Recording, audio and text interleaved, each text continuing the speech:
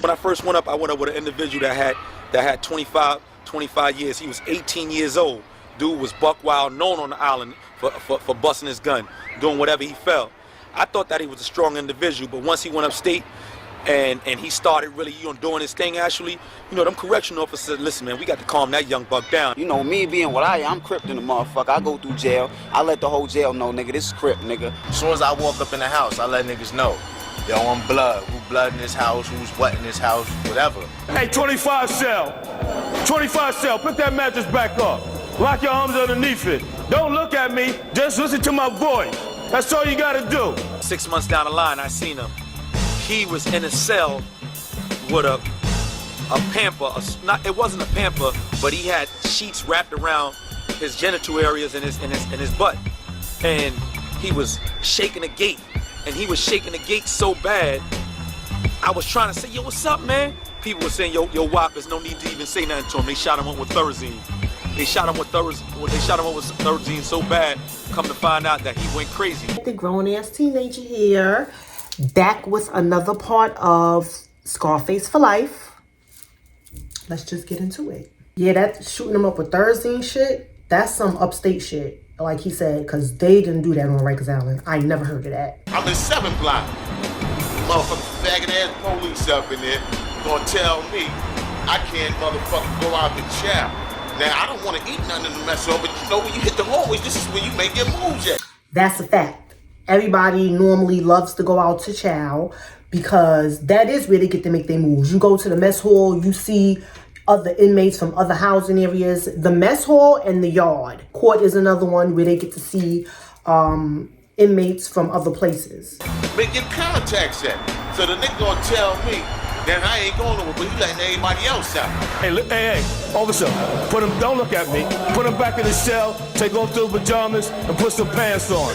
I told the nigga straight down. I said, yo, if you don't let me out, I said, I guarantee you, when you open up this motherfucking gate, I'm gonna knock you the fuck out. And I said, everything you heard about me, you about to experience and witness and be a victim of the motherfucking shit and think I'm playing. When you're a correctional officer, you have to be fair and you have to be consistent. Whatever I say for one inmate is for all the inmates. Nobody's getting no special treatment or none of that shit because they will call you out on that shit. The real ones gonna call you out on that shit and they gonna step to you on that shit. And I mean, you can't be wrong and strong. If you get the right inmate or the wrong inmate, whichever way you want to take it, you may have a problem on your hands. You have a group of inmates who have a propensity for violence and they don't care about their fellow inmates. They don't care about a correctional officer. When correctional officers feel that you are getting out of hand, they will shoot you up with them drugs. And we must do everything in our system that we can to protect our people and protect other inmates, which is what we're doing. So what I did, I said, yo, this nigga think I'm playing. I put my belt on, took my shirt off. When that nigga opened that gate, I stepped straight out and knocked him straight the fuck out. Then I went at his partner and bust him upside the head with a fire extinguisher. After that, I finished ragging them niggas. When the motherfucking squad came, they couldn't believe it. If you touch one of my officers, if you assault one of my officers, you're gonna get 2 sets of handcuffs. One to your waist, and then one on your legs. The very first day I got there, police beat my ass. I'm talking about literally beat me to where a nigga was looking like the Elephant Man. The first and the only time I knocked out a CO. Nigga came and tried to hem me up, whatever that, turn around and just drop. Woo! Niggas beat me up for a week, dog. I've seen an incident where a captain and 2 male officers was beating the hell out this one guy. Jerome Shipman is a captain in the Corrections Department, one of the 11 current and former officers charged in 4 separate indictments in the Bronx. The allegations are that they assaulted inmates at Rikers Island and then faked documents to cover up the beatings. Every time a new shift came in, I'm in the box, they coming in, I'm butt-ass naked, just beating a nigga down. Next shift come in, just catch a nigga. I tried to break it up, but the guy was handcuffed. I tried to break it up, and they told me to get the hell back in the door. Okay, so let me say this about beating inmates up when they're in cuffs.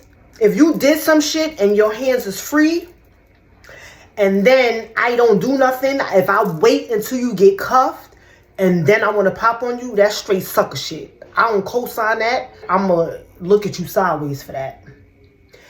Now, if you do some shit and you in cuffs already, I'm not supposed to fuck you up because you got cuffs on? You did it in cuffs, you get it in cuffs, period. That's how that go. Yeah, if you spit on me and you got cuffs on, I'm going to beat your ass with them cuffs on. I don't give a fuck. But like I said, if you free and I don't do nothing and then I wait until you in cuffs, that's sucker shit and I don't condone that. Now maybe for a female, because, you know, men are stronger than us and you may beat me up. So, so maybe I'll excuse that for a female. These 4 incidents include 2 in which the beating was planned ahead of time. And then correction officers assigned to the New York City Department of Corrections meted out a beating that was planned. Inmate was saying, CO, you see him though, you see him though, you see him, right? And when they turned around and seen these fellas standing there, that's when they took him away. And whatever happened after that, I don't know. Police would be so foul, knowing you a Puerto Rican, and throw you in a house with a bunch of black motherfuckers, knowing that the jail was on some racial shit. Say I came down in 1996 on a conspiracy charge. I landed in C-95, all right, 10 lower. The Bloods and the Latin Kings was at war. I done seen this dorm, and one particular dorm, which is 4 men, about 15 inmates fighting each other. And then all of a sudden the whole dorm gets into it because it's the Latin Kings, and it's the Bloods, and then you got the Nietas, and then you got the Crips. Riots sometimes start because of the minor shit. Like, me and you could have had some beef from the street, you know what I'm saying? And we got it on the street. Now we in jail, so we still popping. It just happened to be that you black and I'm Spanish, you know what I'm saying?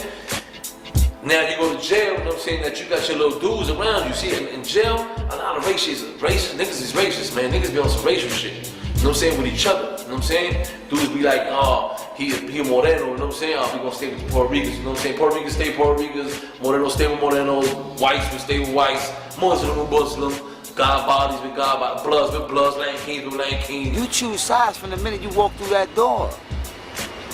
You know what I mean? If you're a black man and you got love for an Hispanic man, and you come across a Hispanic man that's your man, and you got love for his family and his people, and then you sit back and you choose sides right then and there. So in other words, it was the Spanish against the blacks. Where I was at, Latin Kings dominated specific dorms. 75 to 80 inmates were in their normal recreation period, and 2 or 3 of them began a fight. I have seen one inmate get sliced from his top of his forehead all the way around to his next ear almost. Dudes was literally dying, and I'm not talking about 1 body, 2 bodies. I'm talking about damn near half of tears getting found stretched after the war was over. A couple officers intervened, and both of those officers were hit overhead with a 50-pound weight. We had a police chick, I'm gonna only use it first, the initial Miss G was holding shanks for the Latin Kings, okay? Holding them shits in the drawer. The search team never come in and search the motherfucking drawer. Officials say Officer Raymond Cotton allegedly warned inmates about prison searches and hid contraband in his office until the searches were finished. I know 3 officers that actually called a bunch of inmates to the gates and told them to line up, and started giving out gym stars like nothing. Here, like he was giving out candy. The motherfucking Bloods rolling or some niggas rolling and start some beef with them niggas, that bitch hand them shits out like they pancakes. I never witnessed no COs holding weapons for inmates. I never witnessed no COs giving inmates weapons. I mean, if I did, I would say it. I'm retired. But I never witnessed that. Do I think it happens? Absolutely. Because there is some officers that I believe to be gang members. I hate to assume that about somebody because it was assumed about me. I did have red hair, and at one point I did have a blood house. What happens, like it was high classification. High classification, they didn't hold like 50 and 60 in there like the regular inmates. In high classification, they would keep you down to probably like 40. You know what I mean? So now, if your housing area it has 40 and 10 to 15 of them is bloods, they gonna run shit, because one thing about bloods, they jumping you off the rip. That's a rule. If one pop, they all gotta pop. And if they don't, they gonna get popped on. So they're jumping you. So now in my housing area, why it was a blood house? Because anytime if a Crip or anybody else that's a gang affiliated came in here, you already know what happened. They got ran up out. So nobody else could live there. So if you were blood, they gonna bring the blood to my house, because when they bring them in there, everything be smooth sailing. Is that right? If you don't want problems, it's right. But also, at the same time, it empowers them. A probe team came in to end the melee, and then more inmates got involved. And it took a total of 35 officers to quell the melee.